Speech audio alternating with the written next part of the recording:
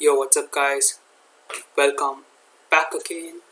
Typing Margret Atwood, episode 2 or part 2, I guess. So, in last time I got it narrowed down, last class I got it narrowed down to not Tony, not Tony Robbins, um, not Tony Robbins. So, seems to be chapter talk.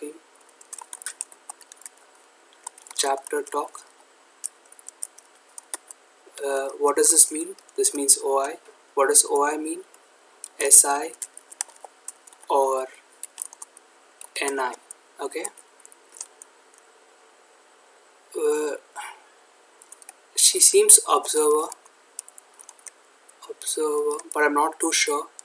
I have a very strong inclination towards this, but I am an observer, so I have this inherent bias where I see only observer, and my mind naturally filters out decider stuff. So I'm saying observer, but it might not be observer. Who knows? So we are watching pretty, what do you say, interviews of her where it's all pretty new. She's just saying the same old thing again and again, so it's going to be pretty polished. So let's search for old interviews. I wanted to be like super young. 1994, 1990. Wow. mm, mm, mm. Damn, she's so okay. So this seems to be the oldest one.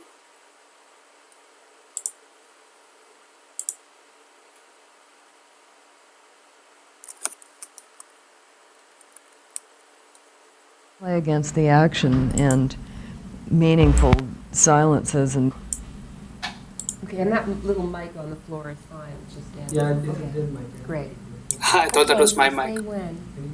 Okay, you were telling me earlier that most authors are notorious for hating their the movies that they originally conceived, in a sense. But you are different in this case. You seem to like The Handmaid's Tale.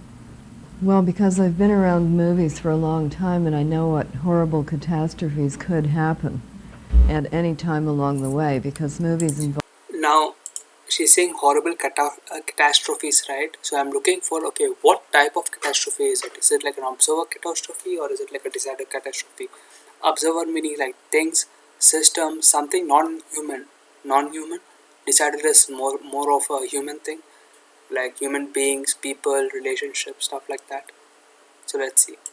Involve very many people.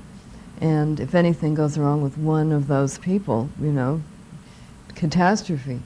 So it's always miraculous when a movie gets made at all, and when it does get made, if it's good. So even though it's not the book, and we always have to say movies are not books, they're a different form, it's got very strong acting in it, and it makes an impact. But to be able to see it in that objective way, It's I'm shocking, impressed. really. It's Yeah. quite shocking. Really? What is shocking? I don't get it. So I'm like trying to understand what is she finding shocking. I think, bits and pieces of your vision may be there, but there's so many other people now involved, so many other Well, creators. it is a director who has a reputation for staying quite close to books. And in fact, he did stay pretty close to it. And the plot line also, although it's not quite the same as the book, et cetera, and things have to be left out. You can't have as much past time. In fact, there's hardly any past time, and all those layers have to go. Movies are essentially a now. They can follow a timeline in the present, but they're not terribly good at any more than one layer of past. The audience gets confused. So movies also make things very clear and literal. You can't say, oh, here comes Amos. No, it's just somebody who looks like Amos. You can do that in a book easily, but in a movie, either it is or it isn't. You see quite clearly who it is. So there are lots of things you can get away with and play on with books that you just can't in movies. So much about what I love about the way you write is as you were, touching on the thought processes that we really see the characters go through and really feel them go through and try to intellectually understand them going through. That's something that you, as you say, can't really deal with in a It's difficult. I think about the only person who can do that kind of inner monologue on screen is Bergman. And I think the only reason he gets away with it is that it's in Swedish. Wait, did she say Birdman? Isn't that a film that recently released? Okay, you know what? Never mind. Well, Woody Allen sort of tries in a sense, yeah, too, I but he suppose. mostly, his characters are so talkative that they will talk their inner monologue to somebody else. But that didn't bother you then, that kind of palette wasn't available to the filmmakers? Well, I guess they could have tried to put it in, but in that case it would have been a considerably slower movie. It would have been a much more meditative and more tonal movie, shall we say, but it wouldn't have had as driving a plot line or as urgent a feeling to it. I mean, you make choices always, and if you choose one thing, then something else gets given up. The mother goes, for instance. There's no mother in this film. You were never tempted to write this? I'm looking for something that where she says, this is the problem that we're having in a very serious way. That is what I'm looking for. This is, okay. I mean, I'm still seeing chapter talking. What I mean by that is she's not derailing from the topic and she's building on the previous sentences, a previous concept, of previous sensory examples, right? Chapter talk. But I'm seeing, you see this where she's building? Okay. Screenplay? Not this one. I'm doing the screenplay for Cat's Eye because I thought the likelihood of anybody younger getting the clothing right would be minimal. Younger people looking back on a period that was not theirs tend to try to put everything in. Somebody now of the age of 25 doing design for the 50s would put in, everybody would have to have saddle shoes, they would all have to have hula hoops, they would all have to have cat skirts. Right, the cliche. Everything. So it tends to look overdone. It looks much more the way it looks than it did at the time. But with So there's this, that. with this film, with The Handmaid's Tale, there was The never Handmaid's that. Tale, I felt that it needed an objective person coming to it, and anyway I was writing another novel. So you don't want to write always the screenplay to your own books. The choice of Harold Pinter was a I thought that great was excellent. Yes. I And thought it how was did you excellent. feel when you heard that he had agreed Well, to I was do very this? surprised because he had said that he wasn't going to do any more screenplays. So I was, of course, surprised and not so flattered that he had thought enough of the book so that he wanted to do the screenplay for it. Ultimately, why do you think it's a good idea for works of literature to be translated? I don't think it always is a good idea. And I think some things are really, really difficult and almost impossible to do. For instance, Under the Volcano. You see, her state here is kind of serious, so I'm becoming sensitive to what she's saying right now. So one of the biggest challenges that we have is to find her savior and demon state. And what we mean by that is, everyone can say everything, and everyone does say everything, or else they wouldn't survive in the society. You know that, right? So the only thing that you are supposed to be tracking is when they are serious and when they feel weird or something, and that is not something I can tell you or express through words. I can show it to you, and probably by showing it to you 100 different ways with 100 different people, maybe you'll start seeing the NI pattern. Okay, so let's go. Although they tried their level best, ended up looking like a film about a drunk person. And that was about, a lot of levels just somehow didn't make it onto the screen. So I think the more dense and layered a work of literature is, the more difficult it is to translate unless it has a very obvious plot line in it. Well, I guess, and the case with The Handmaid's Tale, although it is a very dense kind of book, it does manage to work. It manages to work, but not in the same way that the book works. It works in a different way, and one has to just keep, you say to yourself every morning and every evening, a movie is not a book. A movie is not a book. It's like Dorothy wanting to return to Oz. There's no place like home. A movie is not a book. This is so mature of you, though, this kind of understanding. Listen, if I'm not and mature acceptance. by this age, when am I going to be mature? Some people never get it right, but that's really heartening to think that you do have that kind of understanding and acceptance, because it could be a ridiculously frustrating kind of experience, I'm sure. The book is, so visionary, really, and it's so astounding that it was written when it was written, before so many things in the world became happened. visible and obvious, but they were evident to anybody who was really looking at that time. For instance, a number of people knew about the Romanian situation then. It just wasn't getting a lot of play in the press because Romania was supposed to be sort of a good guy. So now everybody's saying shock horror. Wait, this is pretty weird. She's saying Romania is like a good guy.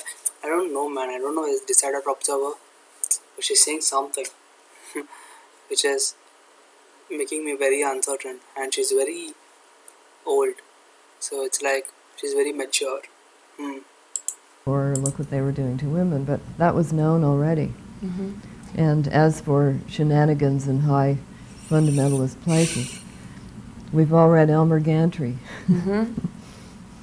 True. Were you astounded, though, each morning reading the news when something like that would finally surface? I think in the rather, press? not astounded exactly. I used to go around nudging people and saying, see?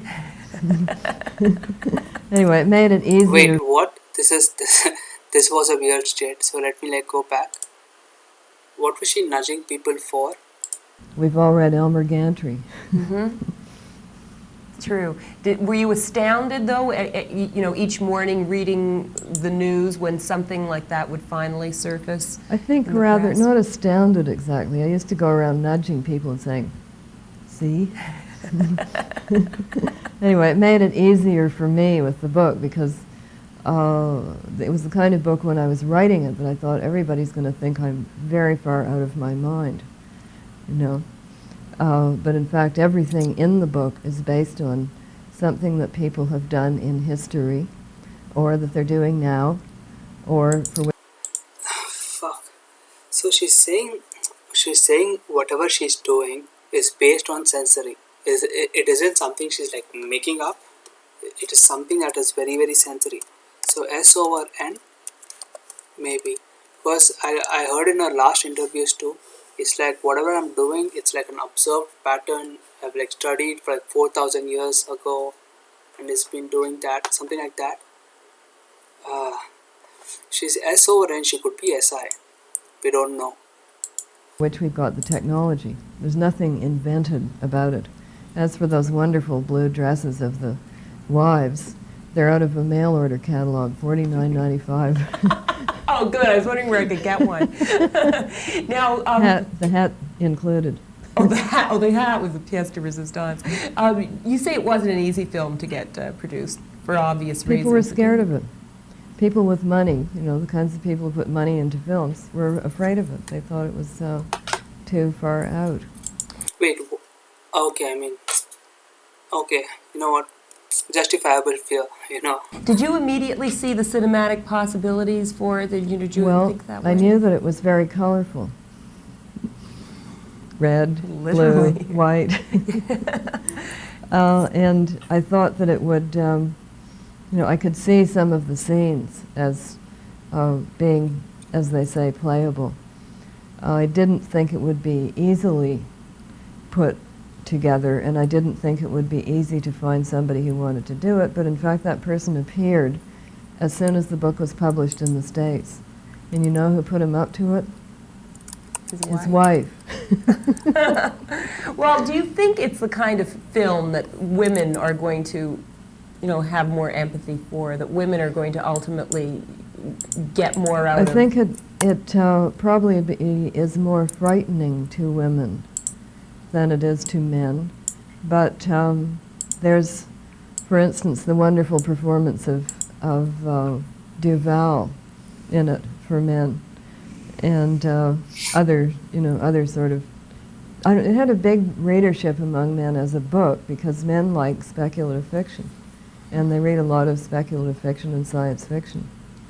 They view it as sort of puzzle literature, or how would you, if you were going to take over the United States, how would you do it? How would it work out? Those kinds of problem solvers.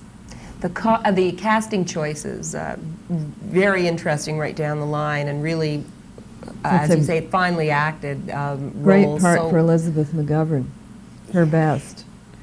And Natasha We're Richardson. talking about people a lot, so maybe Decider. This is why I'm not sure. Like in her new video, she talks in a balance of Decider and Observer. But in this, it's not much of systems. It's just people, this person, that person. But let's see, I can't guess this way. Bell is Richardson. excellent, and Faye Dunaway is superb, Oh, and she's Natasha perfect. Richardson is brilliant. How did you feel? Were you consulted at all, or did they even tell you what they were up to? I'm or? the author. I get told afterwards. We kind of fooled around at the beginning, who would you see as, etc. But I am so ignorant and so lacking in knowledge. For instance, I was down working on Cat's Eye in Los Angeles, where the director lives, and we were all having dinner, and people were doing this amazing kind of, batting, baseball players' cards with the little score averages and everything.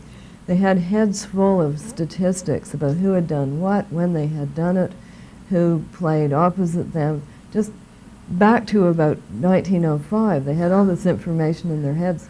This is the kind of knowledge I lack. It gets very esoteric. Wow. So this is very, very important.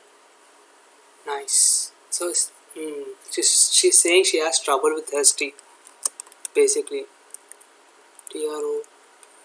Trouble. Oh my god. I just write ST, not good. ST not good. That would mean she's SF. Let's see. Who knows, man? She has masculine S. That also last video, like masculina sensory. What masculine sensory mean is timelines. Okay. Let's see. Oh, does it ever? Yeah. Oh, that's amazing. So they just went to it and then broke the news or told you. They told me. This is what Yep. we've decided. Yep. And I how said, did you? Were you confident that those were good choices? So this moment right here, now in my mind I'm thinking, okay, they didn't tell you stuff, so that's a missing information. So basically she's asking, okay, did you have an observer problem? Observer problem means what? Missing information. Or were you like fine with it? It was like, what, I totally understand. Or you like, man, I wish they told me this, I could have done this. So I'm seeing, okay, the next thing that she's going to say, is she going to freak out or not? That's it. I Right thought off they the were bat. terrific choices. I wouldn't have thought of them myself, which is why I wasn't the casting director. It must be the most. You say it's funny because sitting down here earlier, you said, "Well, I've screened it twice already, and that's enough." Yeah. Why is that enough? Why is that enough? Wouldn't you want to see every little? No, because when you see it more than that, you start noticing, people's earlobes. You don't concentrate on what you're supposed to be seeing. It's almost like when you're writing a term paper on Wuthering Heights. You go through it for the window imagery. You've already read it for what you're supposed to read it for, which is the total book. But if you're doing it over and over again, you start noticing the typos, the place where you think they should have used a semicolon. And I think it gets really too analytical. Although films that do become classics can end up But you working don't see time them and 6 time again. times in Precisely. 3 weeks. You might come back to them every 2 years or so after you've sort of forgotten them. What was it like for you the first time you saw it? Pity pat, pity pat, pity pat, pity. I was nervous because I thought, what if this is awful? What am I going to say? So, of course, you... What if this is awful? This is value talk. But anyone would say the same thing, so I'm not judging. Okay, you know what? She's just using value talk. Interesting. So is it value talk? There's something I haven't noticed in the past. I will notice it in the future. You go into it with sheer, stark, raving terror that you'll hate it, that it'll be terrible, and that you won't be able to live with it. Was there a point in the film where you felt, okay, I can relax now because it's going to be good? Pretty soon, pretty shortly into it. Well, I still think, although you probably, humbly would just say, well, I just sort of sat back and let them run with it, that it's a very courageous kind of thing for an author to do, to send the baby out there. Yeah, like that. sure. A lot of authors just say, okay, books are books, movies are movies, give me the advance money and never bother me again. But if you happen to like movies, which I do, you want it to be a good movie. You know it won't be the book, but you want it to be a good movie.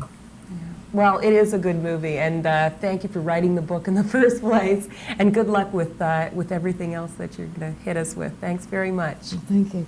Okay. Wow, this is a nice interview. Let me just post in the Discord saying that this is an amazing interview. Clip submission. Amazing interview. Oh wow. Oh wow, let's go. Let's go to the next one. Okay.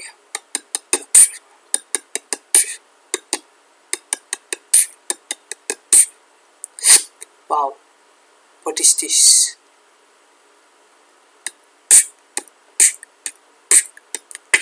5 writing tips. Oh, I want to know what are the 5 tips. Okay, so my first question would probably be, when did you first decide you wanted to be a writer? Oh my god, what is she, 13? She looks 12. What's going on?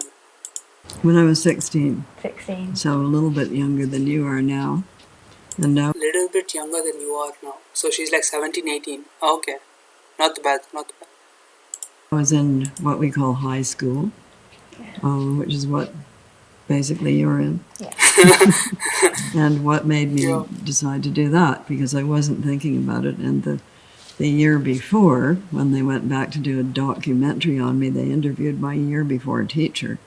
And usually your teacher is going to say, oh yes, I knew she was brilliant, etc. But this one told the truth and said she showed no particular ability in my class, which was true. But then I had a different teacher the next year, and apparently, I don't think it was she who put the idea into my head, because in 1956 in Canada, nobody was going to be a writer. So there were no creative writing classes. We didn't learn it when we wrote things in school. It was essays. But I think I just started doing it, and it was more fun than anything. So I changed career paths. I switched from science to Is she writing, and everybody thought I was mad. Wow, you're laughing at them now. Well, I don't know, that most of them are dead. What book of yours are you most proud of and why? What am I most proud of Yeah. that I've written? Yeah. Oh, well, I never answer that question. And the reason I don't is that if I choose one of my books, the others will know about it and they'll be very annoyed. What is this? Value talk? So I'm noticing, is it she using a lot of logic or is it a lot of emotions? I don't know whether she's using a lot of emotions because they are kids, but let's see. So we spent all this time with you and you're just dismissing us. So Yeah. I don't choose amongst them. If I Okay. put in the time on them, I must have been interested in them at the time. Okay, so how do you create such in-depth storylines and plots? Like, how does it come to your head? Well, 'Cause they're all you so can get the different. idea for a novel in quite a short period of time, but then you have to sit down and work at it. So what they say is 10% inspiration and 90% perspiration.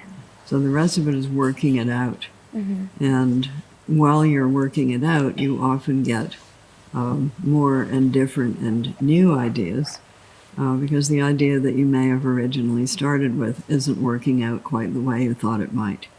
So your biggest friend as a novelist is your waste paper basket. So you throw out the things that aren't working. Wow, what she just said is one of the most important things that I have learned in my life.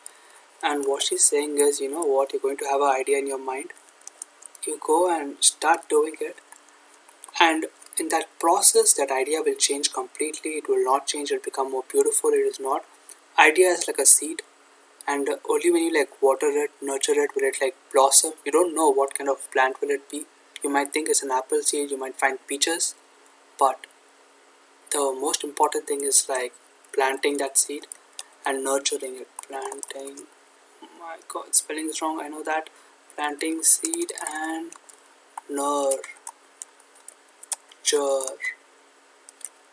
nurturing it. Yep. And in that process will it become good, you know. Unless you think there's something you might use later, in which case you save it. And that can be a long process. It can take, a year, 2 years to work out an idea that you might have had in 5 minutes. So we don't know where ideas come from. They can come from anywhere, really. But it's the working out of it that makes it involved. And when you're working it out, you're looking at structure and you're looking at pacing. So here is a tip. If you're writing a murder mystery, put one dead body quite close to the front. Worth remembering. Yes. Otherwise, people are going to be going like this. Where's the murder? Many of your books contain emotionally draining scenes. How do you deal with this as a writer? Emotionally draining scenes. Yes. Let me tell you a story. When my kids were about 5, they said, we're putting on a play.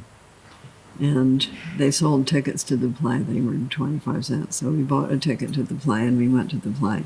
There were 2 of them. And the play started, they were having breakfast. It's the breakfast motif. And they were saying things like, could I have some orange juice? Yes, here it is. I would like some milk, please. Here's the milk. Could I please have some cereal? Here's the cereal. This went on for a while. And I said, is anything else going to happen? And they said, no. And I said, well, in that case, we're leaving. And when you think of something else that's going to happen, we'll come back to see the rest of it. So a story isn't just this and that and this and that and this and that. Something has to happen. And the something that has to happen should be a surprise to the person reading the book, and often to you, the person writing the book. And of course, some of those things are going to be emotionally draining scenes, because if it's just one happy event after another, people are going to be going, is anything else going to happen? So I think we have emotionally draining things in books because it allows us in a way to wonder how we, the reader, would deal with that. So how is the character in the book dealing with it? Do you think they're dealing with it well? Or do you think they're not dealing with it well? And if it were you, how might you deal with it? So when you're reading the book, you're right there with the character. So don't open that door. They open the door. Don't go in. They go in. So you are wondering all the time, what would I do if I were that person? If I were Harry Potter, how would I deal with the dragon that is about to be executed? Like that. Okay, so while I'm unsure of what the equivalence is in Canada, many of my friends in sixth form that are taking English literature are currently studying The Handmaid's Tale in their A-level studies. How do you feel that some of the current, maybe future writers of tomorrow are studying your work? Well, they've been doing it for a while. And It's I think awesome. we've seen some books and things coming along that you might call relatives of The Handmaid's Tale. Because remember, it was published first in 1985, which is quite a long time ago. And at the time, quite a few people said, this will never happen. This will never happen in the United States. Jump cut to 32 years later. What can I tell you? It's happening. Not quite the same way, and not with the outfits.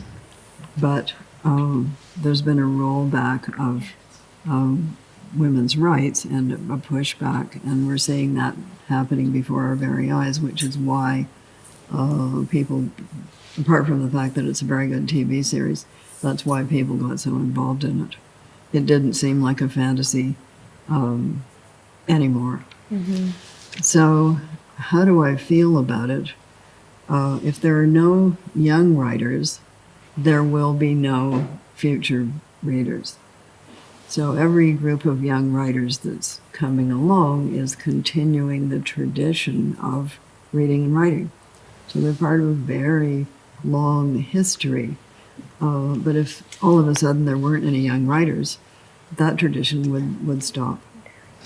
So that's why it's a good idea to encourage young writers. If you're My God, keen on the she idea of speaks so books slowly, so and mopey. reading, more young readers and writers need to come along, or else it will all come to an end. And wouldn't that be sad? That would be. Mopey. Lots of your novels are based in a dystopian society. She's very mopey, which means which means that she has high sleep energy. Let me find the keys. Alright. She has high sleep.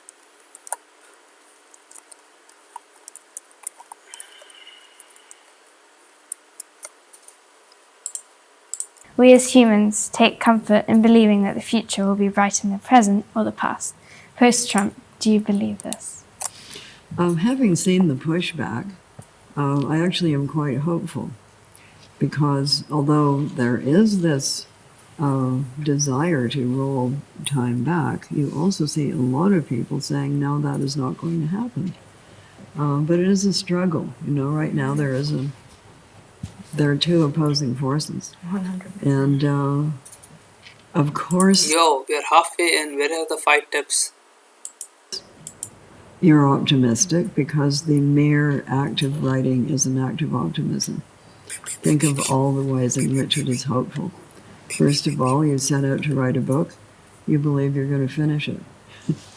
That's pretty hopeful. Then you believe that once you finish it, it's going to be good. That's hopeful too. Then you believe someone will want to publish it. Even more hopefulness.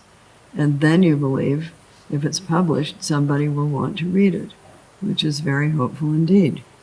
So just writing something down presumes a future reader. You don't write things down if you think nobody will ever read them. It might be you at a future time. It might be you reading your own diary that you wrote 5 years ago. But just recording it means you believe that in the future somebody will be reading it, and that's a pretty hopeful thing. I'd like to ask, what would be your top 5 tips for young, inspiring writers? Nice. She's asking for a plaster lesson. Man, she's so old. I'm sure she'll be able to give this effortlessly, and I can't decide whether she's blast, lead or whatever. But let's see how she responds. If she's okay, these are my 5 tips. Tip 1, tip 2, tip 3, tip 4, tip 5. Or she's just wishy-washy, woo-woos the way through it. How young? So 11 to 18 specifically. Wow. Okay. I noticed that each of you have a notebook. Yes. So tip number 1, get a notebook. That's good. Write down things that come into your head that you think you might find useful later. So that's number 1. Number 2, read a lot, and read critically. That is, decide, I like this, I don't like that. Why do I like this? Wow. See, value talk. So maybe another point for SF. I like this, I like that. I don't think that way. I think more logically, like, okay, this is good. I mean, okay, let's see. Qualities do I like about it? And notice how the writer is putting the story together and how they are handling the language of the story. So writers have all begun by being readers. And you will be selecting out from all the writers that you come across your patch, as it were, your special writers that you really like. And you will be learning from them because we've all learned from other writers. Number 3, pay attention to your posture, because writing is very hard on the keyboarding is hard on the neck and the back.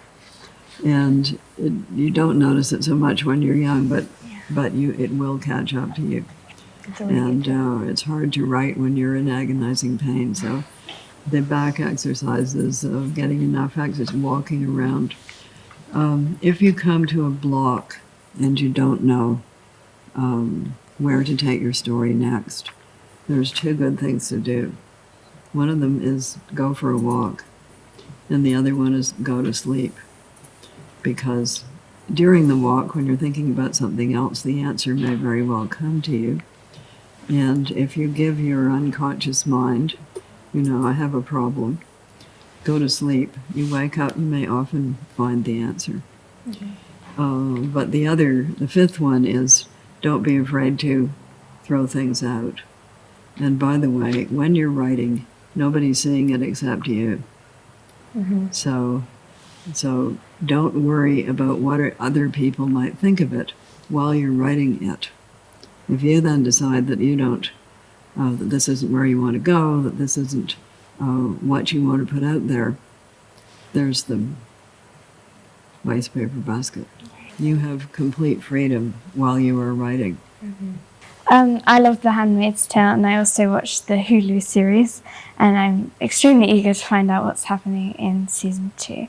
What was it like having to continue the story after finishing the book? Well, luckily it's not me doing it. There's a writing room which has about 10 people in it. And the head of it is a person called Bruce. And then there's a number of other people, most of whom are female. Bruce said that he thought that he hired all these female writers and thought they would agree with one another, but that wasn't the case since women are people. So they thrash it out. They have a general story arc, and then they break it down into scenes, and they each go off and they write a scene, and then they bring it back and they all discuss it. So it is a group activity. I get to read the script, but I don't have any control. So I have no veto. No writer of a novel ever does when it's a matter of a film or television, because it's classic that writers don't like the product. And imagine if they had a veto, they could say, "Well, I don't approve of this, and we're canceling this multi-million-dollar project." So that's why they never do. But I'm pretty close to Bruce Miller, and we talk on the phone quite a bit. So I have input, but I don't have final say. And when you're making a series like that, there is no one person. There's no one person who has total control, because when you think of all the people involved She's so in it, calm. for instance, Elizabeth Moss is a producer. She's so calm, so even if I'm seeing coins, I just have to ignore it because it's like very calm energy. That's that. So she gets a say. And the producer's got to say, the directors, the people doing the editing. You sit in the editing room and they may have shot a scene maybe 5 times, and you have to look at each of those 5 times and decide which one you like best, and then they choose that one. And then there's somebody who works with color. They're enhancing the color. What a job, bro. So yeah, I mean, Why is she saying this, enhancing the color in such a weird way? Man, this is making me like, what? So is she like, is this I don't know, man. She might be intuition over sensory too. Why is she like talking about colors that way? It is a multi-person enterprise, and any one of those links might be weak. I think we've been very lucky. We've had an excellent team. And I'll mention here the designer. His name is Anne Crabtree. So the costumes that you see, the look of things, that's her work, and very painstaking it was. For instance, she looked at 50 different shades of red before choosing that particular red. And then she looked at all of the shades of blue and ended up with that sort of blue-greeny thing. But they've thought of every detail. For instance, in the commander's house, you'll see some paintings. Each one of those paintings is in the Boston Museum of Fine Arts. Wow. So if you know that these people have stolen the paintings and put them in their own house. And the signatures of the artists on the paintings are the only things you can read in that house that isn't in the commander's study. So of course I asked the obvious question. I said, "Are they the real paintings?" And they said, "No, we got this nice man in China to paint them for us." He did a very good job. So they thought of every detail, like what sort of silverware, what sort of the amazing scene in series 1 where she's given this little pastel meringue cookie. So they would have thought of, okay, what are they having for tea? Mm-hmm. Would you like a cookie? Whoa, what was that? Crazy. It is a particularly poisonous looking thing. I don't know whether she's like talking sensory stuff in a demon state, or is she talking sensory stuff in a savior state. That could mean she's like this thing. I don't know, man. This last is just talking some random. This. So every detail they've been very mindful of. They didn't want there to be any discrepancies, so something that wouldn't be there. And they've been very in season 2 they've been very faithful to the main idea, which is nothing goes in that doesn't have a precedent in real life somewhere, sometime. So they have a research team. Justify this to me. They will say, okay, so here's where it happened. All of those things they're careful about. Okay, well, thank you so much. Thank you, and very good luck with your writing and everything that you're doing. Okay, very wholesome. Okay, that's it, guys. So let's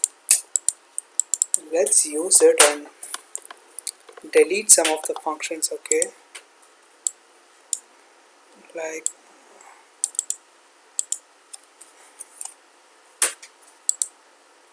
okay, so I can not the most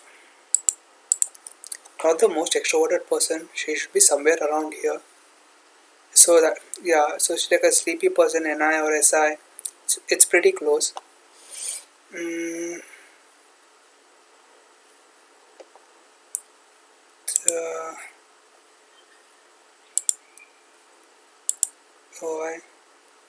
I feel she's controlling. Okay, so she's OI, IP or an EP. I'm leaning towards decider. Is she consumed last? I don't think she's consumed last. I think she consumes very well. So this is consume last, right? Last play sleep, consume last. Not consume last. Last play sleep, consume last.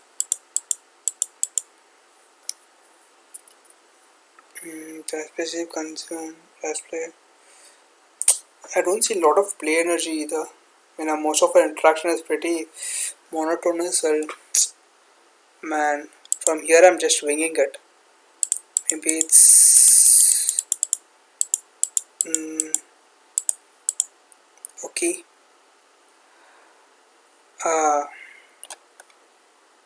Okay. Is she an anti? Not anti.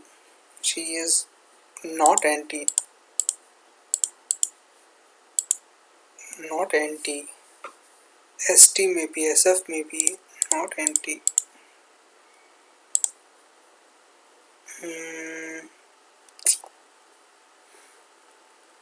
So she's a FI, NI. Let's see what else we got here. Mopey, high sleep energy, kind of a masculine sensory. Kind of modalities, sensory, masculine. Boom.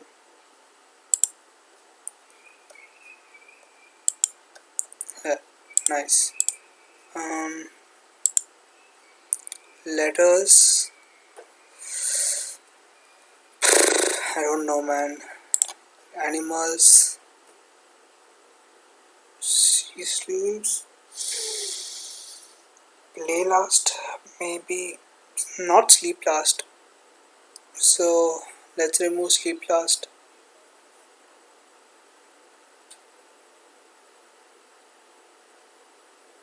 Yep. Okay, we removed sleep last. She has processed her information.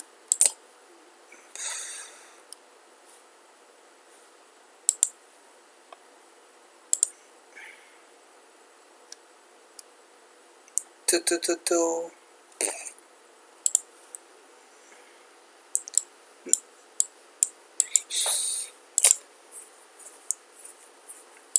If I could get over this observer decider stuff.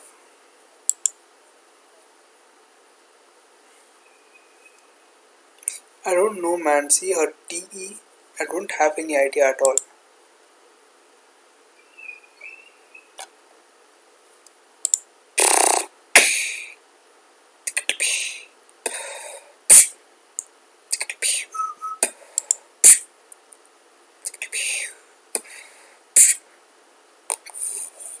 I can see SI. I can see SI for the reason of she is into this behavior something, mind behavior, and she's just into that coin, and she always like references it, organizes abstract connection. She does this also. She gathers abstract connections also. She organizes them also. She gathers details.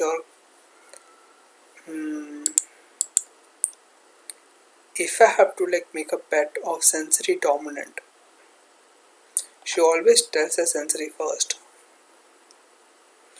In an NI, if I do that, not really. She's always giving sensory information. So let me just. Man, this is like I'm guessing now. SIFE. Is she empathetic? I don't know.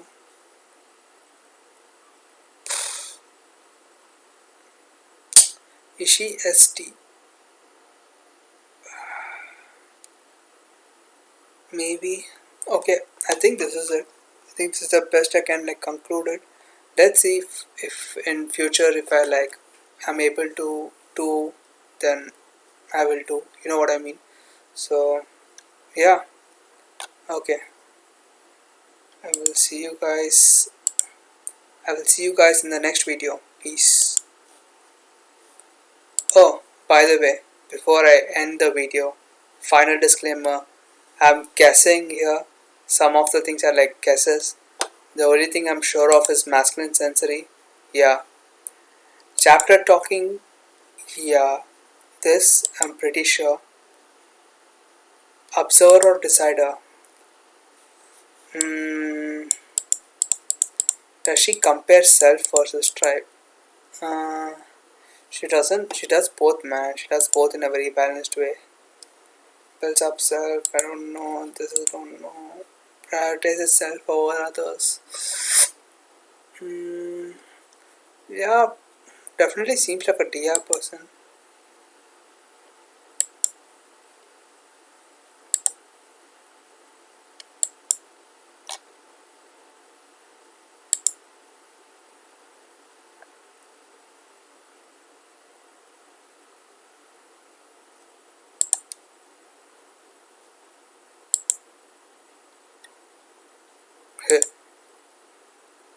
Definitely seems a bit of DI. So let's see. Okay, that's it for this video. This is not set in stone. I might be completely wrong. I have a lot of biases. I'm also learning. Having said that, have a nice day if you watched that far. Leave a like, leave a subscribe, and comment down below if you watched this far. Comment down below. Uh, comment. Comment. Oh, comment ENTP. Huh? Comment ENTP. HU. Comment this. If you guys comment this, I know that you guys watched the end of the video and like big ups, man, big ups. I will try to improve this. If you have any suggestions of how to improve this and stuff like that, please let me know. I will do it. Having said that, bye guys. I'll see you in the next video.